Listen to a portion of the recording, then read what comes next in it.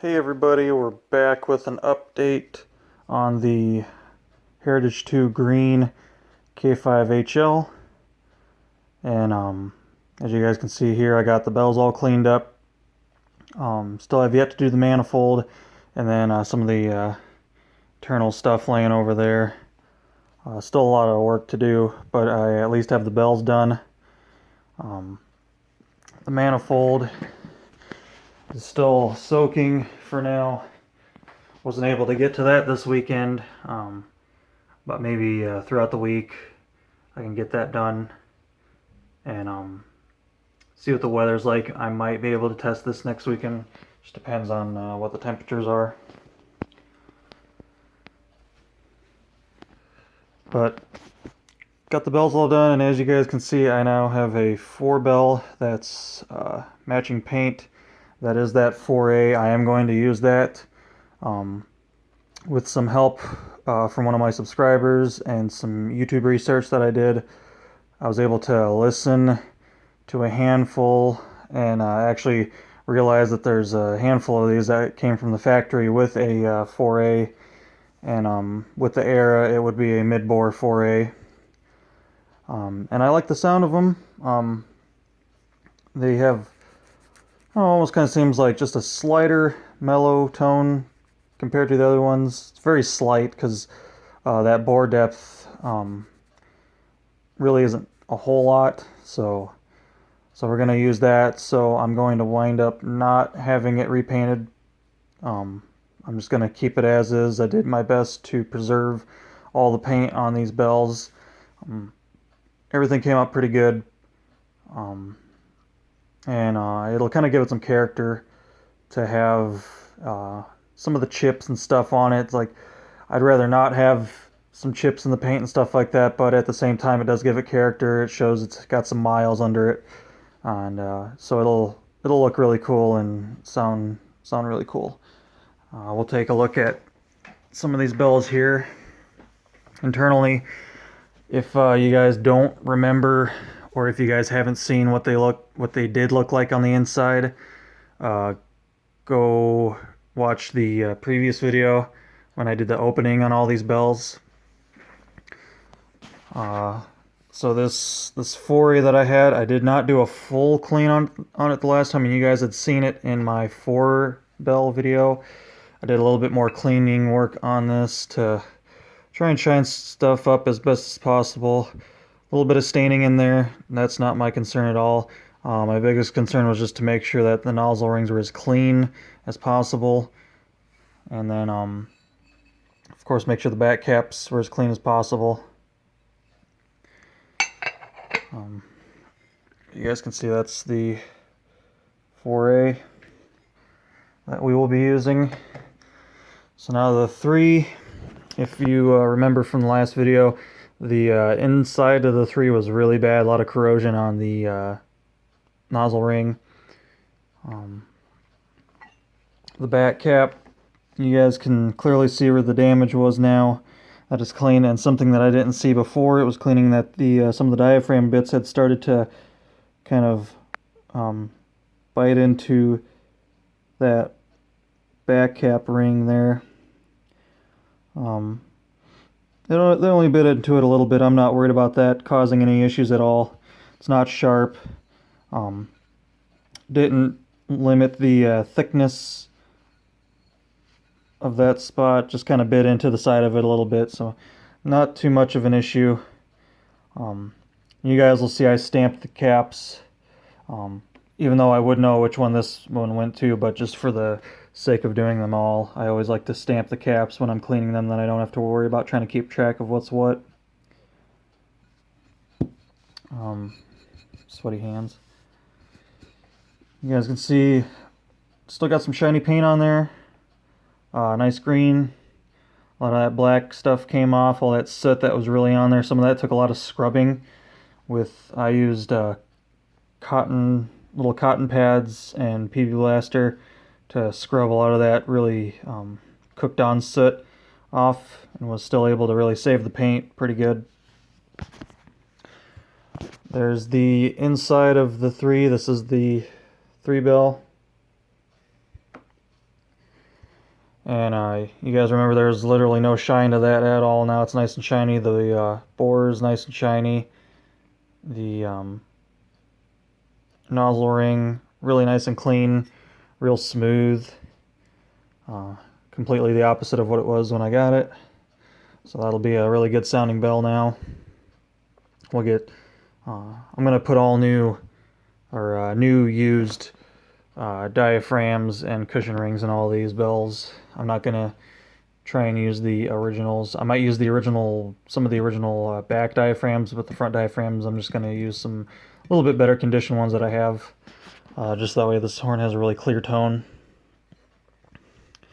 And you guys can see the paint came out really nice on the 3-bell, down inside the throat. Really nice.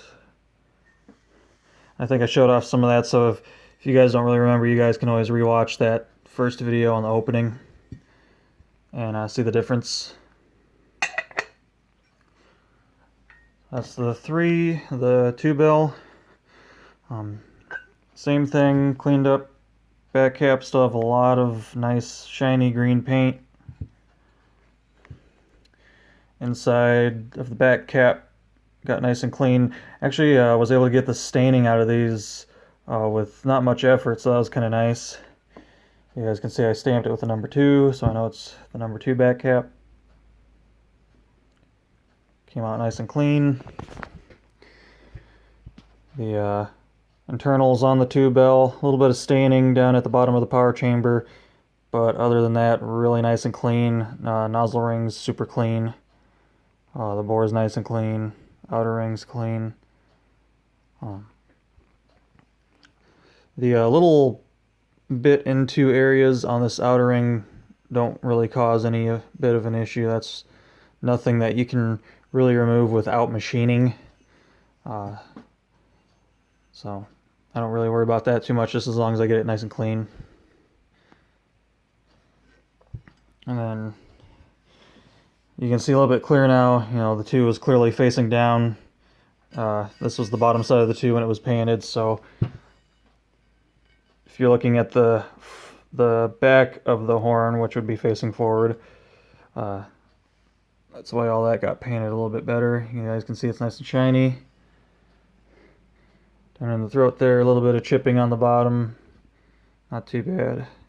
Still plenty of paint on this. That's the thing I'm happy with, is there's still a lot of good paint on this, and it's going to look really nice after reassembly. And then the number 1, you guys can see nice paint on that. Got the nice clear coat runs on there. Really good condition though, overall, for it being painted on the locomotive, well used. Back cap, nice and shiny.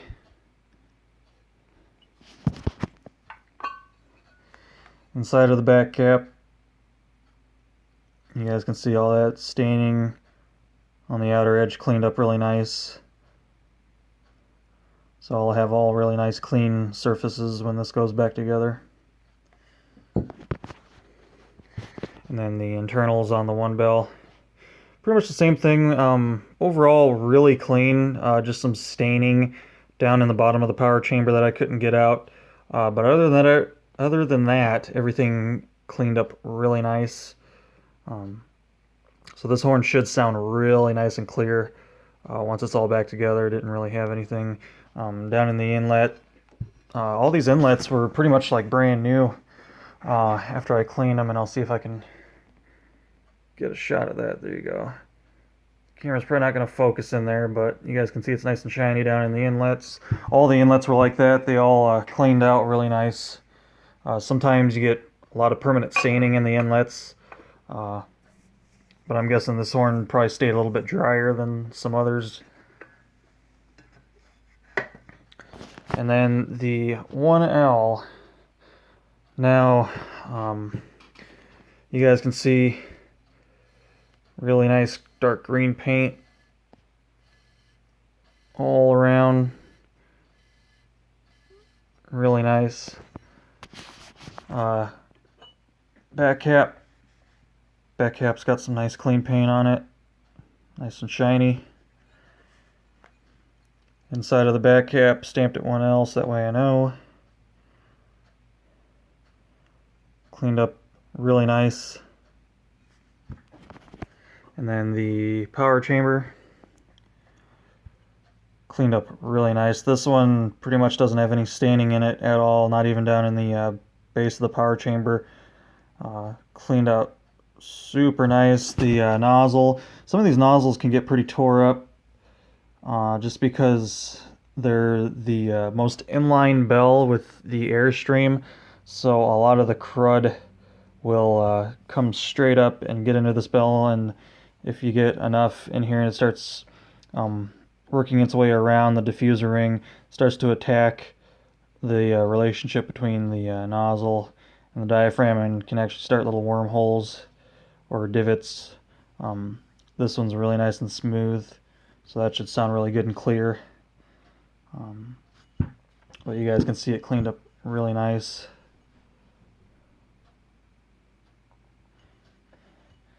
And then on the base of the bell, or the back of the bell I should say, where that goes to, that's nice and shiny and clean.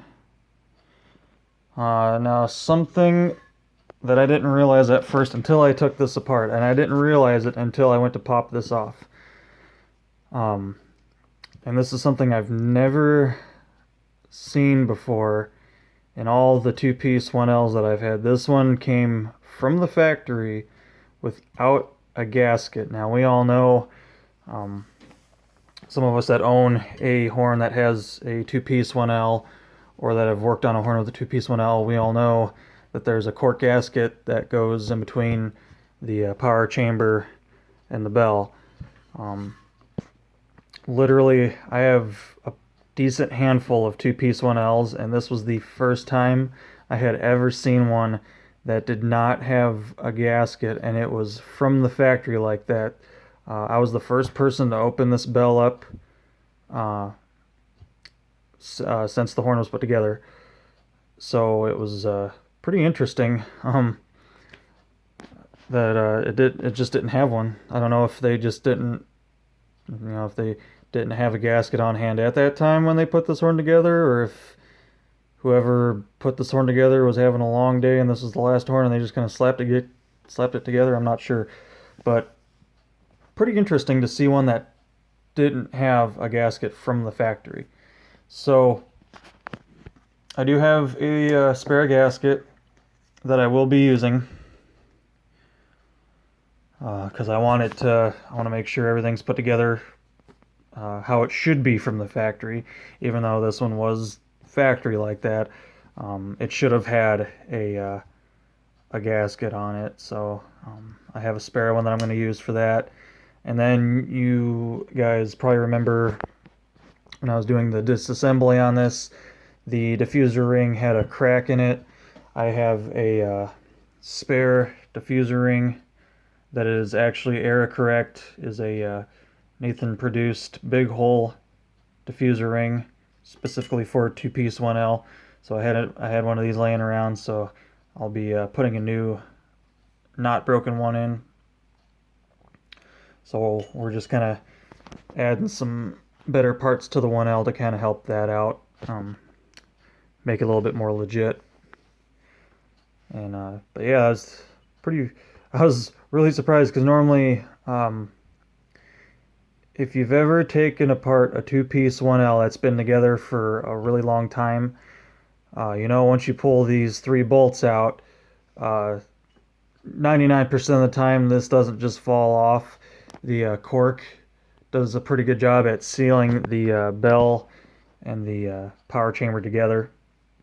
And sometimes I've even had to take a rubber mallet and beat on the power chamber to get it off of there.